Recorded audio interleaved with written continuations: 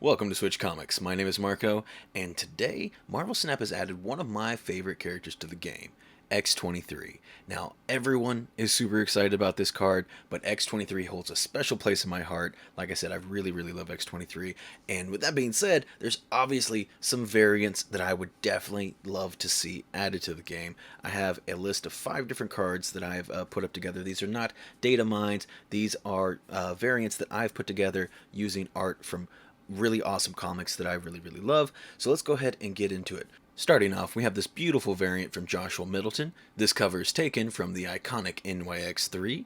This is the first appearance of X-23 from 2004, and it is a book that I cherish in my own collection. This is one of the nicer first appearances I have in my collection. One that when I picked up was quite a big deal for me to get, and I'm very happy to have in my collection. It is a very sweet book, and I think there's just no way that you can't not put this in the game. Like, it has to be. It's so iconic. It's her first appearance, and it's a great cover by the amazing Joshua Middleton. So to me, this one is a no-brainer. Up next, I have another movie variant. This is of actress Daphne Keane from the movie Logan.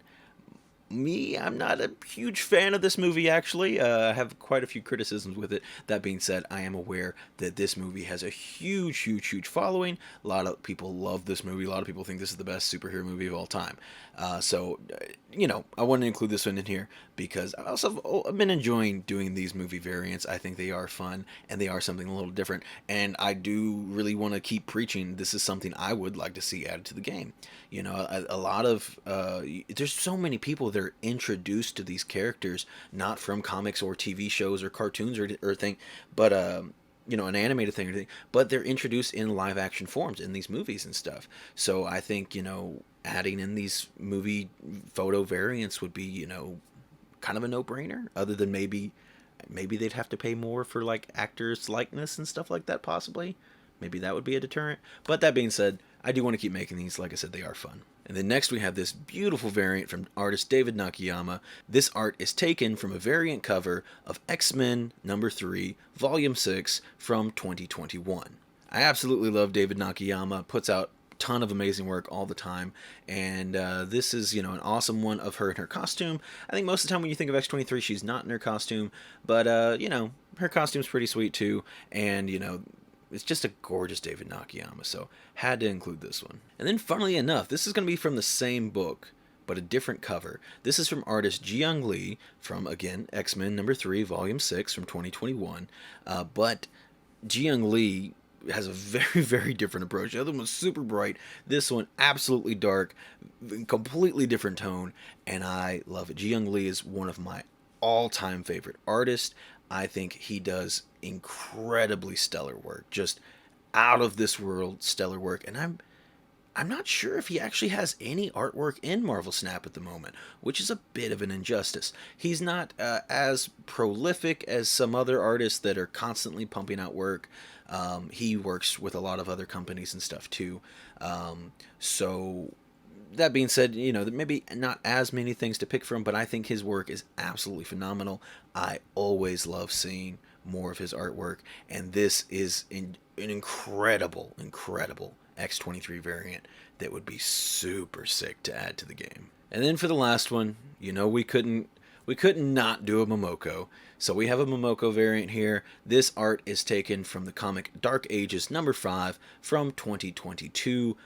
By the way, absolutely incredible story. It's a 6-parter story where it's kind of an alternate timeline future where things go bad and there's some deaths and stuff like that. So if you like things going in a little bit of a darker direction, highly recommend that read. Fantastic book and fantastic cover.